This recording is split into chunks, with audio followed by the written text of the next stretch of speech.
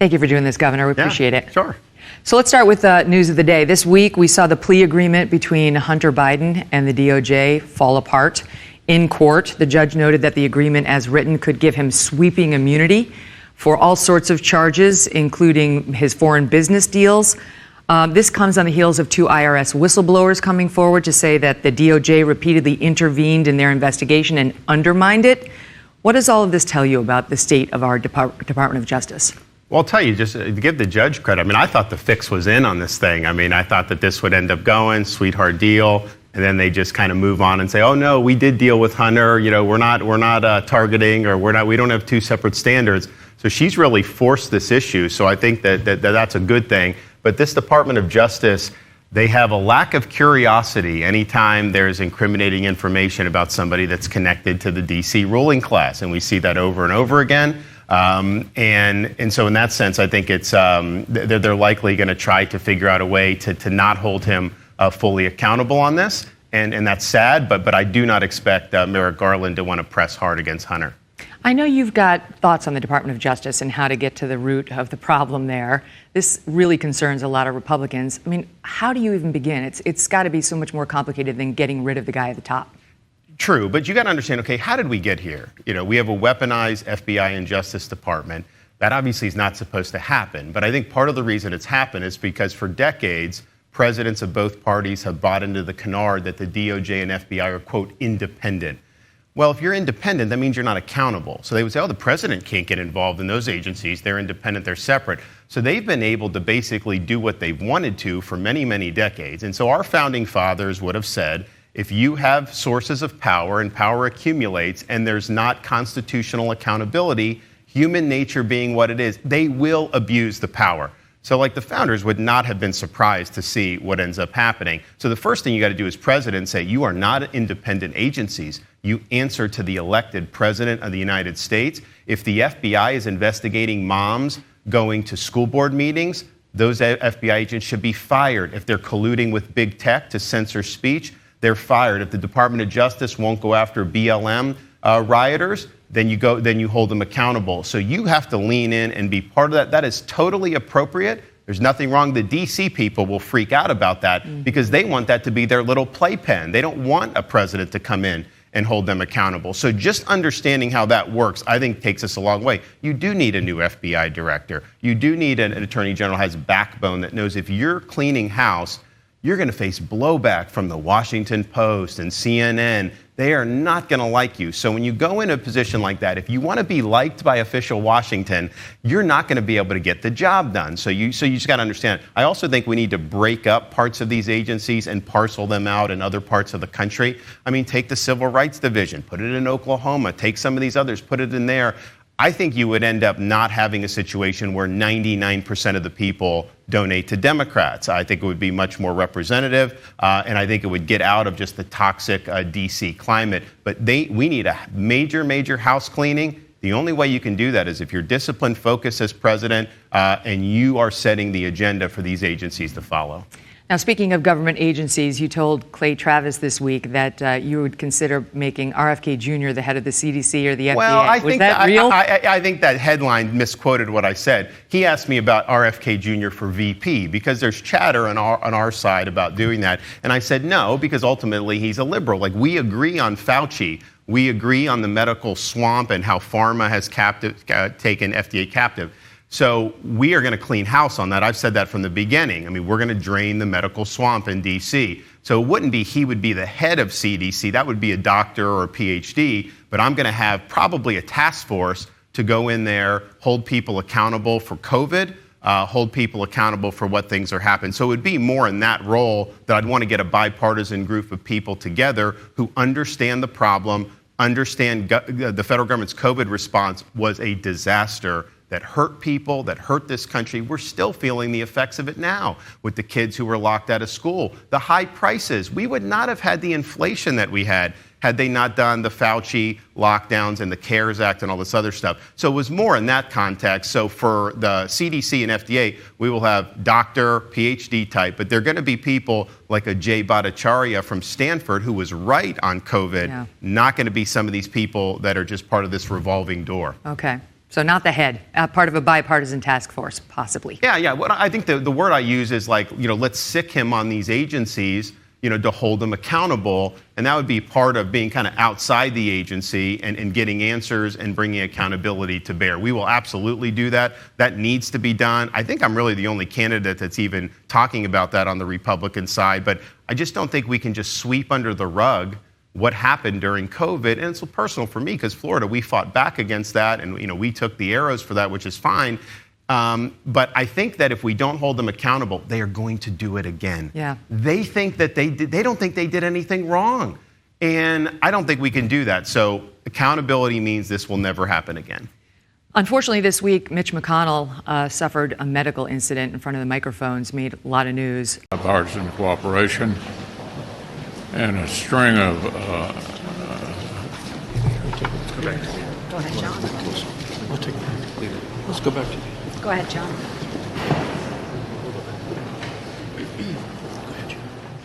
Now we've learned that he collapsed at least one other time in recent history. He's 81 years old. We've seen some problems with other politicians around that age, including our current president. What does this tell you, if anything, about the dangers or the risks in electing people in their 80s to serve? Yeah, look, it used to not be that way. I mean, used to, you kind of serve in your prime and then pass the baton to the next generation. And I think this generation has not really been as willing to do that. Look, I think that we need, one of the reasons I'm running compared to Biden, I mean, my gosh, we need energy in the executive. We need some vigor, some vitality. And when I go in on day one, we will spit nails starting January 20th, 2025. I mean, it'll be day after day after day. We're going to have all the executive orders written before we take office. All the legislation we want will be done. We'll have thousands of appointees to send to the Senate for confirmation. We're not going to miss a beat, and we're going to take advantage of every opportunity. But you've got to be vigorous. You've got to have energy to be able to do that. And so I think the American people, I do think they're ready to kind of say, okay, let's try the next generation. You think about Joe Biden. You're basically half his age. I mean, he got elected as a senator before I was even born. Wow. I mean, think about how long he's been around, and clearly. You just watch him, and it's not good for our country to have a president that's floundering around like that. It doesn't project strength to our adversaries. It doesn't inspire confidence in our allies. And I think Americans look, and they want to see a president that they can have confidence in. And Biden is just not that with how he's been behaving. Let's talk about 2024. Right now, according to the Real Clear Politics average of most polls, you're any place from 30 to 40 points behind Donald Trump. The other candidates catching up to you in Iowa and South Carolina. Your campaign losing a lot of money, according to the reports, and you just fired 1/3 of your staff. So what happened? Well, no, look, I think that it's not a national primary. If you go into these early states, we are doing very, very well in places like Iowa, New Hampshire, South Carolina, and that's really what it's all about. In terms of the campaign, we raised more money than both Joe Biden and Donald Trump.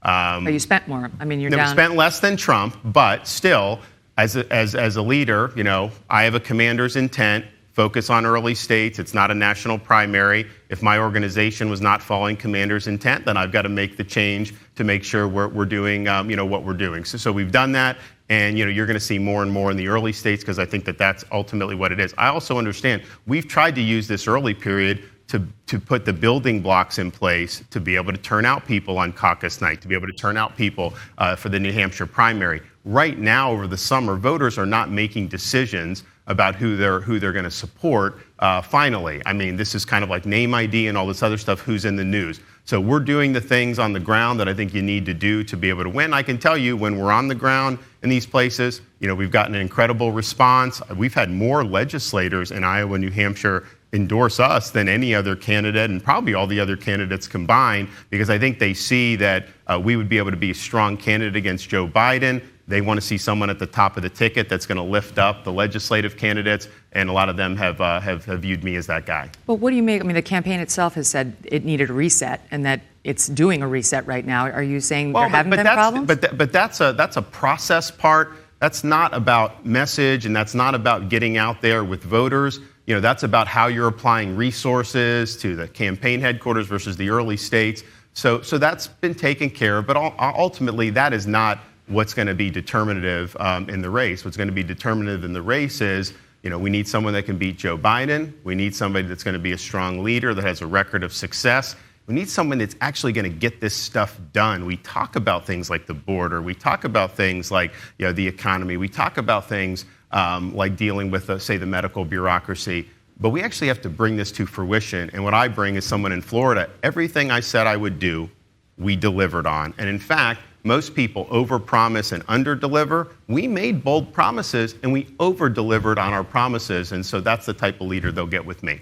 What do you make of the polls that show, including Monmouth yesterday, showing that 69% of Republican voters think that Trump is the most electable candidate running right now in the GOP, that he's the most likely to beat Joe Biden? That was always one of your best arguments, that you were more electable than Trump. Well, I mean, I think if you look at these, and look, I take the polls with a grain of salt, but if you look at polls for general election in the key states like Georgia, Arizona, I beat Biden. Trump loses to Biden. I mean, that's been very consistent in those. And if you can't win Georgia, you can't win the presidential election. I'd also point out, he ran in Florida in 2020, won by 3. I won Florida by 20 in 2022. And so we were able to make inroads, winning 60+% of Hispanic voters. We won a majority of female voters. We won independents by 18%. At the end of the day, you can't do this with just Republicans. And we did very well with Republicans. I mean, I think we won 97% of Republicans, but you got to be able to get independents. And I think we have an opportunity to do like we did in Florida. Get some of these Democrats who realize their party has gone off the rocker on things like education and parents' rights and crime. And so we have a chance to do that. I just think there's too many voters out there. They just will never vote for Trump under any circumstance. On the subject of independents, a recent CNN poll showed that right-leaning independents favor Trump over you by 27 points. Independent primary voters surveyed by YouGov a month ago said they plan to vote for Trump over you by a 29-point margin. So what's the evidence that you have that independents favor you? I'm not known nationally as much as Trump is. I mean, so that's why you run a campaign. That's why you go out and do that. That's why we have things like debates. That's why you're in the early states, because you got to introduce yourself to voters. You got to let them know what your accomplishments are, and you got to let them know what you plan to do for the country. And if that just happened the day you announced, then there'd be no need to have to run any of these campaigns. And so, we're still 6 months away from Iowa, and we're going to put a lot of work in between now and then. So let's talk about that. You do have to let them know. You have to get out there. And you haven't been going out there that much. You've been going mostly to conservative, safe spaces. But now you seem to be shifting a little bit more. I saw you on CNN recently. Now you're sitting with me. I'm a right-leaning independent. So is this a change in your media strategy, and are we going to be seeing more of you out there? Well, what I've typically done is, I do media availabilities all the time. I've probably done more press conferences as governor than any governor in history. And all these people can come and ask me questions. And so we're going to continue to do that on the campaign trail. We may sit down for some more interviews as we continue to go. I think it's good. I mean, I think people like to hear directly. But the idea that I was not engaging with hostile media, that's just not been true. In fact, that's kind of how I got known in Florida. As governor, you did. As governor, where you were fighting the COVID wars and all of that, yes. But since you've actually declared, it seems like you've been in a conservative bunker. Well, we've done, we have a traveling press. We do the media availabilities. We're going to continue to do that and probably do more as time goes by. Don't you think that would help you? Don't you think having a viral moment with, somebody in the far left who hates you is going to be helpful to you? It could. I mean, it definitely has helped me in the past. And I think a lot of times they are in their own cocoon. And so they're trying to propagate narratives. But these narratives are easy to deconstruct. And so if you just know your stuff, you can handle that very easily. All right. Now, one of the criticisms I hear about you from people who watch and listen to my show is he's too establishment. Right? You've heard Trump say globalist, the rhino, all that, but he's too establishment.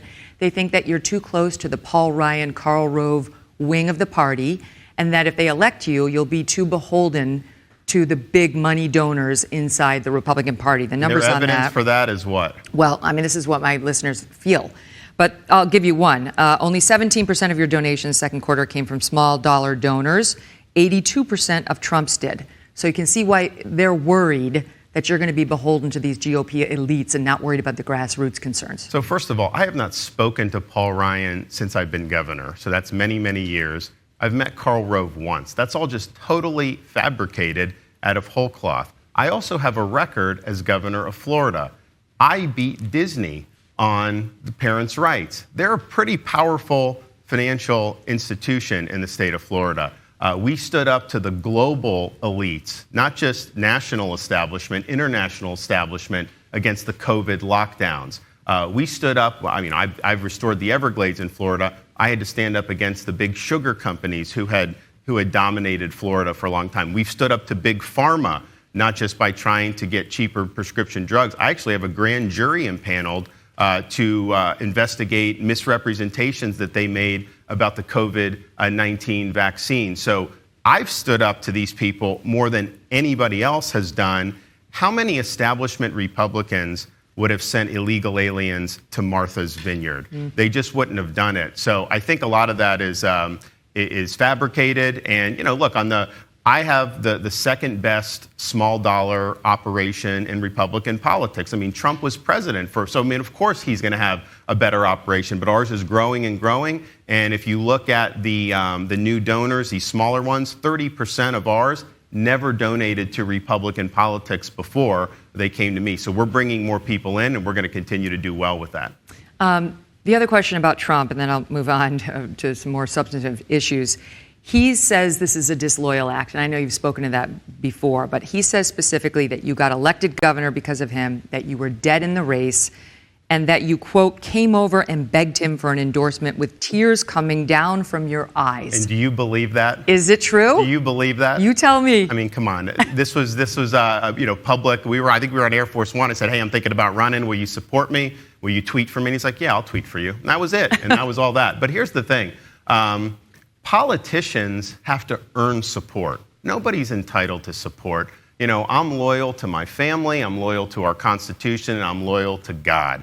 That is where my loyalty goes. I'll work with politicians to try to advance what I believe is in the best interests of Florida and the country. But at the end of the day, it's about who can get the job done, and that's how I view it. And it's interesting. He doesn't say that about his own vice president running against him. He doesn't say that about his ambassador to the UN running against him. He doesn't say that about other people he endorsed in the past who are now running against him. He only says it about me because I think he construes me as the only threat to his winning the nomination. What about the people who say it's not your turn? It's still his turn. He got screwed out of his first term by Russiagate and the impeachment. He got an unfair shot at it second time around because of all the election shenanigans. And that he deserves to have this next go at it. We're a republic. We're not a monarchy. It's nobody's turn. You have every right to put yourself forward. I believe at this point in history, 2024 is make or break for this country. I'm not running to be president. I'm running to do something as president for the country. I think I'm the guy that can win the primary, win the general election, and then deliver on all of these things and do it for 2 terms, which I think is really important because if you look Trump's first term, he did a lot of good things. Biden reversed almost everything on day 1. I think you do need 2 terms for this stuff to really, really stick. And so I think that I'm the only guy that fits that bill. So I have a responsibility to step up and offer myself for service. Let's talk about Florida for 1 minute. The Department of Education is in the news this week. They issued new guidelines when it comes to teaching things like slavery. They are teaching its innumerable horrors. That's clear. But they are also requiring teachers to instruct that, quote, slaves develop skills, which in some instances could be used for personal benefit. As you know, the vice president made an emergency trip down here to Florida to say you were whitewashing history, that these are lies. Even GOP presidential candidate Will Hurd, who is black, weighed in saying slavery was not a jobs program. What's your response to all this? Well, those standards were developed by African-American history scholars. Many of them themselves were black. And the point about developing skills was those skills were developed in spite of slavery, not because of slavery, and that's what they're doing. And then they're saying they had skills post-bellum, then they would use those skills as freedmen, and that's exactly what happened. And there's actually been other courses. So the AP African-American history, so we had a kerfluffle on that earlier this year because there was a lot of the course was good, but then they had part of it that was like Marxist studies. And we said, no, we don't want the indoctrination. So we got attacked because we stood up against that. You won that. We won it, but in that course, they had the same basic teaching point about the skills that were developed. So, and this is not something that was just made up out of whole cloth by our working group. This is something that people have been talking about, and this was all done in public. It wasn't political. Like, we didn't tell them what to do. We said, we're not doing critical race. We're not doing a political agenda. Just do the facts. And they did a very thorough job. I mean, if you look at all the things they're talking about. But what do you think of Kamala Harris coming down here and trying to tell everybody that you're lying, that you've decided to lie to the American public about slavery?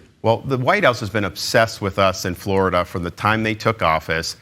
Clearly, they view us as a threat, and so anything that they can do to try to ding us. But I think in this case, people looked at it and they could tell she was lying and she was demagoguing it. I mean, this stuff was vetted. This was all public. People could do comments. Everyone was praising what a thorough job they did. Then all of a sudden, they cherry pick something, take it out of context, and then try to demagogue it. Because if you look at the entire standards, there is no way you can view those standards and not come to any other conclusion that they are very, very honest about the injustice of slavery. And that's time and time again, you see through that. So I think the thing that's instructive, though, is, okay, you have Harris doing this in Biden's White House. Corporate media, if they're really truth tellers, if they're about holding the powerful accountable, they would have pushed back on this. They would have said, wait a minute, that's not true. They would have had Dr. Allen on to shoot it down, and instead, they try to concoct the narrative even further and push it. So I think people like Harris do it because they know they can get away with it with a lot of our corporate press. Mm-hmm. We had Dr. Allen on, and he said the teachers union was sitting there, lying there like snakes in the grass at these meetings, not saying anything, not objecting to any of this until after it became a controversy. All right, let's shift and talk about Disney. You mentioned them just a bit. You, in my view, are pretty quick to use the power of the state against certain corporations who you don't like, these woke corporations. Disney, after it attacked your Parental Rights and Education Act, Anheuser-Busch recently for hurting the pension investments you said of Floridians with the whole Bud Light debacle. Much as the base is angry at these woke corporations, and I get it, I know you get it, aren't you doing the very thing to these companies that conservatives are mad at left-wing leaders for doing, using government to punish citizens for political wrongthink? No, not at all. So taking Anheuser-Busch, we're not punishing them.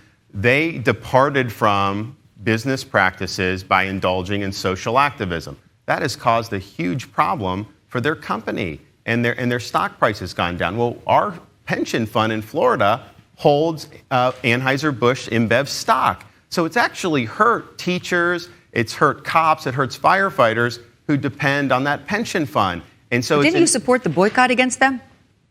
No, I did, but that's just as a personal thing. But we didn't have like the state government, necessarily, putting power about it. But as an American, I said I'm not doing I'm not doing Bud Light. But for this, we're defending the people that are beneficiaries of the pension. When you go, look, the wokeness, yes, it's annoying. Yes, when they're trying to throw an agenda down your throat, you don't like it. But it does have an impact on the economy. It has an impact on people who hold stock. And that's not just rich people, that's those people. So with InBev, they departed from their fiduciary duty, and so we're investigating. How can you say they departed? I'm not in favor of the Bud Light thing at all, but how can you say they departed from their fiduciary duty? They sent a beer can to this very controversial person, which upset the consumers, and the consumers had their say. But how is that a departure from their, and how does the state get involved in that? How is that something that is helping their shareholders or helping their company's value? But how is that for you to weigh in on? It's not, because I have people in Florida that were injured by the company's decline as a result of that. These are people that rely on the pension. Disney is a different issue than this, but we have to say companies should do their job. If they depart from that and they harm people, then you have an opportunity to potentially have recourse. Now, Disney was an issue where they came after the state of Florida. Yes. When we were doing fortifying parental rights, saying at that time it was K through 3, no gender ideology or any of that in the schools. And to me, that was not a huge leap. That's common sense. Why would you want to tell a second grader that they may have been born in the wrong body? That is happening around this country, and we said in Florida we're not. So they came in against us, and they're very powerful in Florida. They usually get whatever they want. So we stood up and we said, no, we're going to do what's best for students and parents. We're not going to kowtow to Disney. Then after I signed the bill, they put out a statement saying they were going to make it a mission to see that the bill was repealed or overturned in court. Right. So they said they were taking their corporate resources to basically attack parents' rights in Florida and overturn a core state policy. So we had to then make a decision, and the legislature started saying, well, wait a minute. Disney is getting these benefits that they've had for a long time. Maybe we should reevaluate it. And then when you looked at what they got, unbelievable arrangement that they had that no other individual or no other company in the entire state enjoyed. So Florida, from many decades ago, was joined at the hip with this one company. They started going down the road of sexualizing children. We just could not be joined at the hip with a company that was doing that. That's antithetical to our values in Florida. So what we said is, you don't get to control your own government. You don't get to be exempt from laws and taxes. You're going to live under the same laws as everybody else. You're going to be treated like SeaWorld. You're going to be treated like Universal. So that's actually good policy. That's taking away corporate welfare and putting everybody on a level playing field. But we could not be, I couldn't look in the mirror as a parent of a 6, 5, and 3-year-old knowing that this company was getting benefits from Florida. And these are not benefits I gave them. This is many, many decades ago, that they were doing that given the direction that they're going with kids. I draw the line at protecting kids. We are going to protect our kids, and we will take on big corporations to do so. So are you suggesting you would have done this irrespective of them criticizing and fighting your Parents and Education Act? I mean, that this had nothing to do with their stance on your law? Well, obviously, they're supporting sexualizing kids in Florida schools. I mean, they were putting their corporate weight behind ensuring that could happen. So, of course, that was a factor. But that's an admission that they were punished by you, in part, by the state for their political viewpoint. It's not a punishment. So that was part of it. Then they had the Zoom videos that were put out where these Disney executives were acknowledging that they wanted to inject the sexualization into their programming. Yes, I understand. That's different, and that's less controversial. Well, but that was part of the decision where the legislature, the support to maintain this arrangement just collapsed, and we were in a situation where we said, okay, this is a company that's pursuing this direction with respect to children. That is fundamentally hostile to the state of Florida's policies. Okay, but how is it not viewpoint discrimination? We talked about 303 Creative, you and I, privately, about the U.S. Supreme Court case that just came down. They held in that case, they reminded us that citizens in this country are free to speak as they wish and not as the government demands.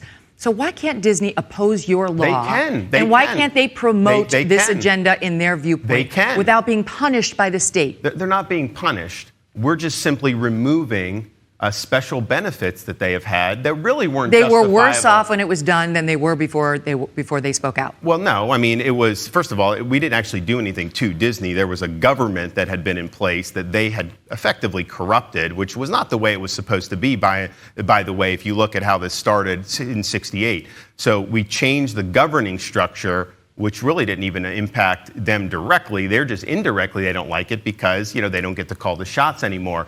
But they are not entitled to corporate welfare. You do not have a constitutional right to corporate welfare. I know that, but it's not about an entitlement. It's not about entitlement. If I go to my boss and I say, you sexually harassed me, and then suddenly he reduces my salary from $200,000 to $100,000, that's retaliation. I am worse off. And it's not a defense to say, well, everybody else at the company was getting $100,000. You've reduced my circumstance. You've punished me.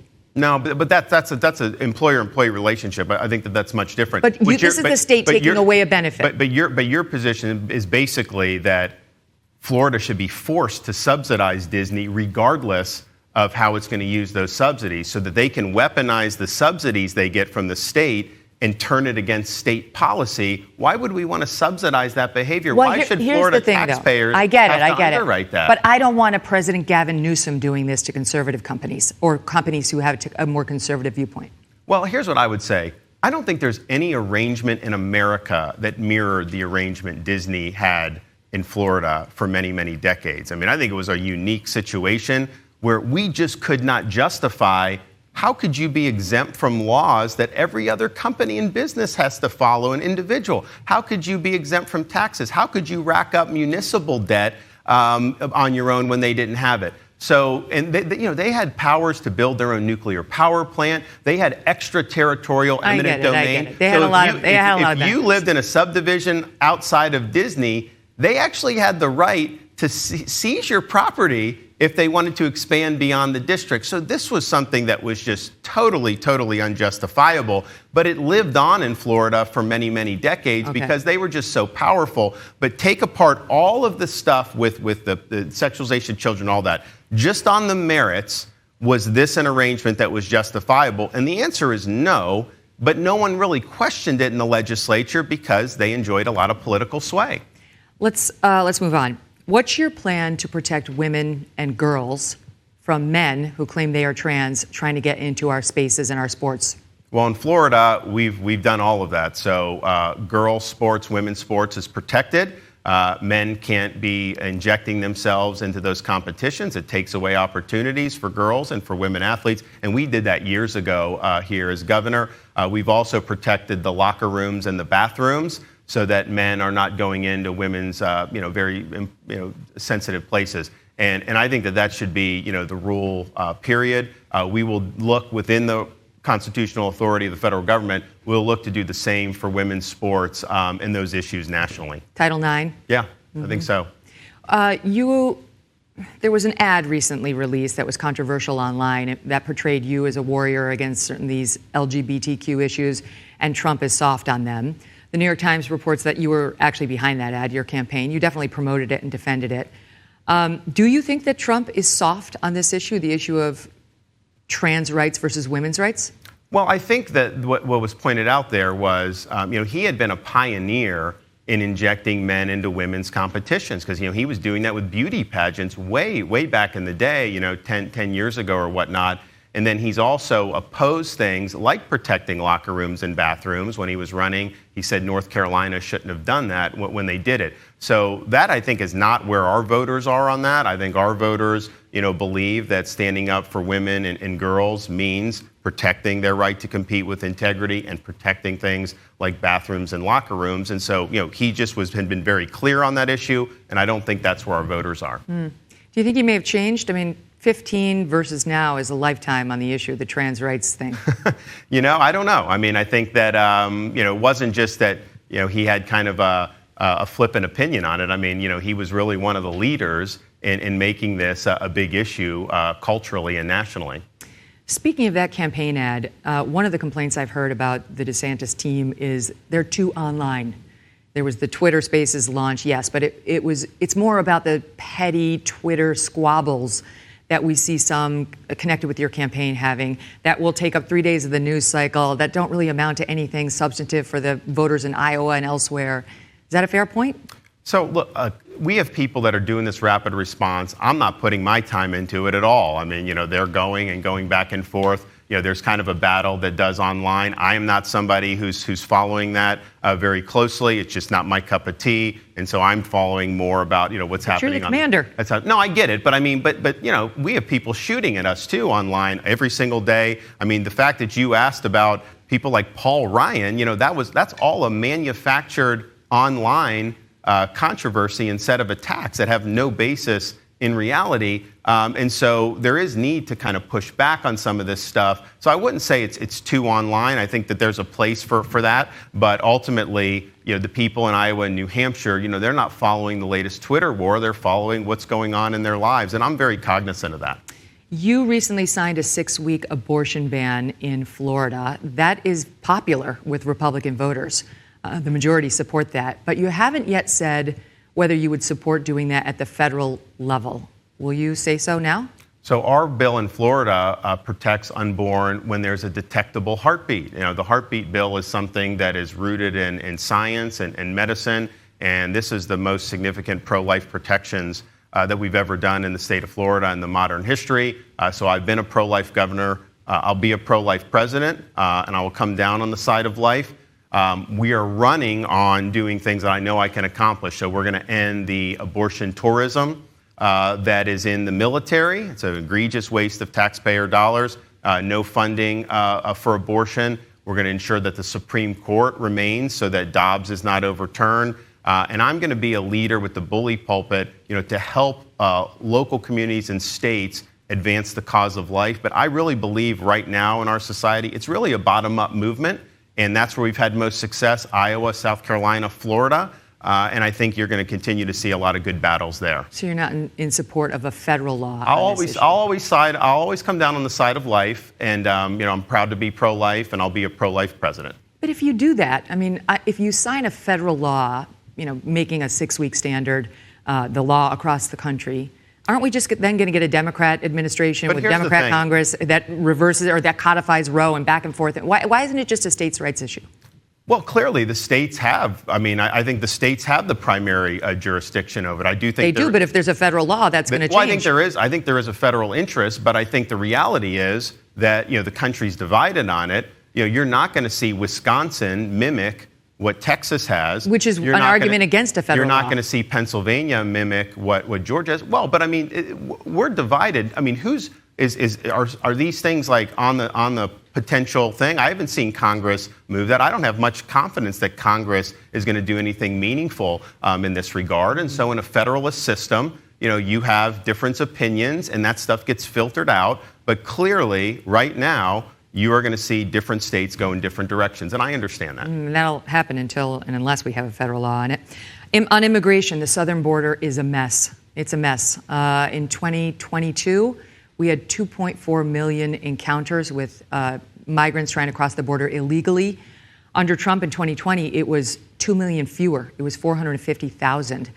So you've been somewhat critical of Trump on the border, saying he did not complete that wall he promised. But what specifically would you do differently than Biden and Trump to secure that border? Day one, we'll declare it a national emergency. I'll mobilize all resources, including the military, to go. We're going to stop the invasion. We're not going to entertain the bogus asylum claims. We are going to actually build the wall because I do think that's important. But we're going to have both Border Patrol and military authorized to use deadly force against the Mexican drug cartels who were infiltrating our country. I was actually down in Arizona. There actually was a piece of the wall there. And I go, and it's like big steel beams. And these guys are working on it. I'm like, what are you doing? They're like, well, the cartels cut through the wall. And then they bring in drugs, and basically Biden just lets it happen. So for us, what I've said, if you're doing that, and you got a backpack full of fentanyl on, and you're trying to scurry in, it's going to be the last thing you do. You are going to end up stone cold dead, because I'm going to let our folks do their job. And if you just do that a few times, you are going to see a major, major change. But here's the thing. Tens of thousands of people are dying in our country because of fentanyl overdose. You can't go to a community in this country Number one cause of death for young people. Without running into a mother who's lost a child. So, and we're just supposed to just shrug our shoulders and let that happen. So we're going to lean in against the cartels in ways that other presidents have not been able to do. That is going to make an impact, but we cannot allow this poison to just keep coming into our country and killing our young people. On the economy, it's the number one issue. Number one, still for American voters. Inflation still remains high. People are really suffering. You're not a rich man. You could be with your education and your background, but you've been a public servant. Milk right now, $4 a gallon. Organic milk, $9 a gallon. It's unbelievable. So what are you going to do about it? Well, first of all, what's the root of the high prices? The root is government. This is a government-induced inflation crisis. Starting in March of 2020 with the $2 trillion CARES Act, the Fed printing money. December 20, you had $2.2 trillion out the door for Biden when he came in. Biden did American Rescue Plan, another $2 trillion. So when you borrow, print, and spend trillions and trillions of dollars like that, you are going to get inflation. That's a Milton Friedman kind of, he said, 18 months after this happens, you're going to get it. So that's what we've happened. And then you had the Federal Reserve. Not only they print all this money, they said, oh, it's transitory. Don't worry about the inflation. It started going. So now they've been jacking up interest rates because they got behind the ball. Mm-hmm. So now the average person to buy a home, that you can't afford a new home. If you make the median income compared to the median home price with the interest rates where they are, it does not work financially. It's harder to afford a car and, of course, daily expenses like groceries. So you have to rein in the Congress's spending, which has caused this. You have to increase and expand our domestic energy production. Biden got rid of the Strategic Petroleum Reserve, basically. That kind of kept things. It would have been worse had he not done that, put us in a vulnerable position with fuel. But if we open this up and realize we cannot do a Green New Deal, that is going to help impact inflation. We also need to grow more. So right now we're settling into persistently high prices with a very sluggish economy. And our growth rate over the past decade has been anemic. So we got to get growing again. And I think that means getting the bureaucracy and government off the backs of small businesses. Trump could be indicted again today. over the January 6th behavior. How worried should he be? Well, here's what I would say about this Department of Justice. I'm pledged to end the weaponization of government. I think that they have weaponized these agencies in ways that really hurts the cause of freedom. And it's not just about one person. It's about, do we have a rule of law? Or is it just about wielding power against people you don't like? And so everything that happens in this case and others is seen, for me, is seen through that prism of a DOJ and FBI that have totally lost their way and have been weaponized against the public. I think in D.C., there's a big problem that we have in terms of being able to get fair trials. If you are part of the swamp, when Durham went after that guy, he got acquitted. He had him dead to rights, but he got acquitted in front of a D.C. jury.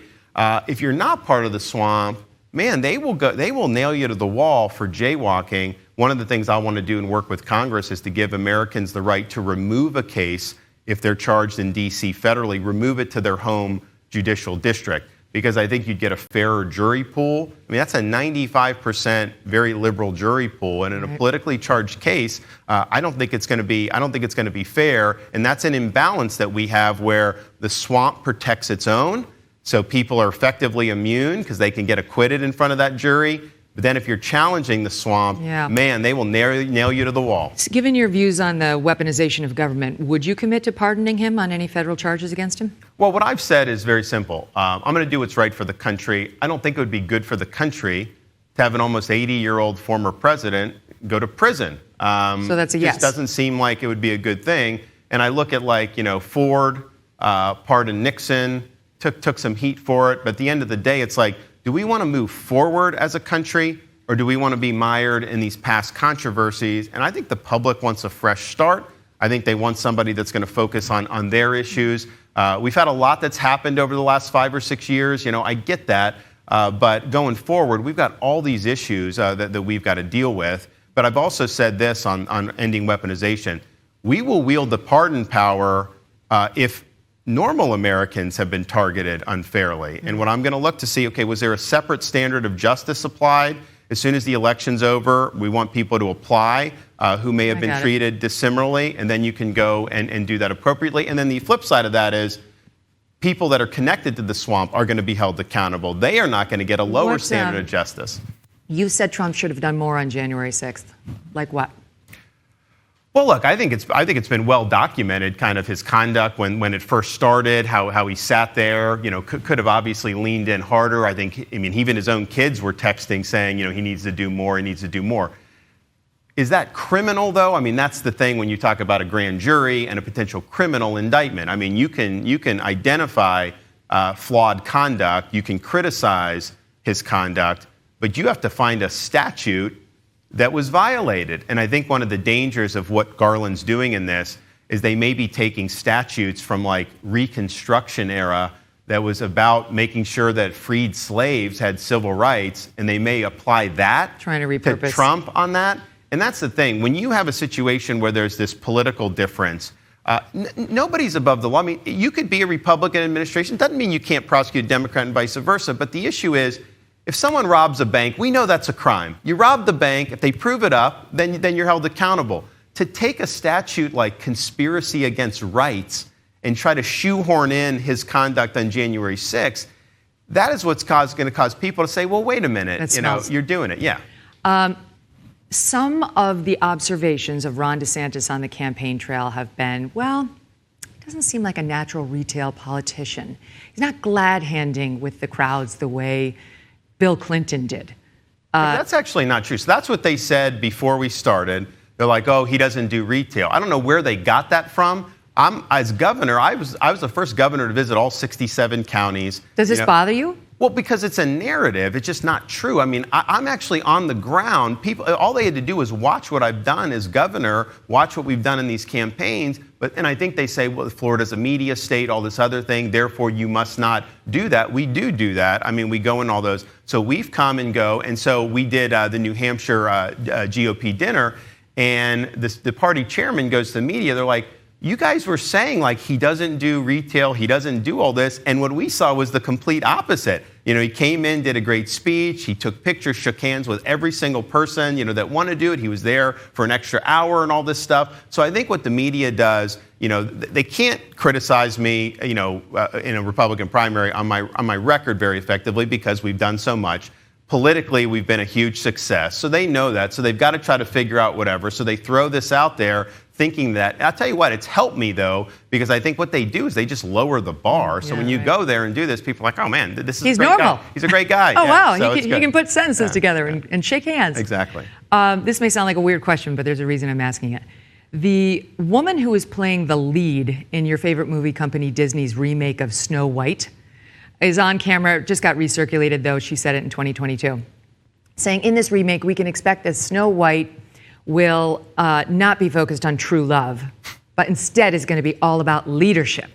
You said you were bringing a modern edge to it on stage. What do you mean by that? I just mean that it's no longer 1937, and we absolutely wrote a Snow White that is not going to be saved by the prince. She's not going to be saved by the prince, and she's not going to be dreaming about true love. She's dreaming about becoming the leader she knows she can be.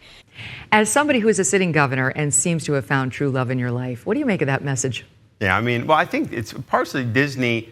They're departing from kind of what made them a great company with their messaging, and they're trying to focus on more social messaging.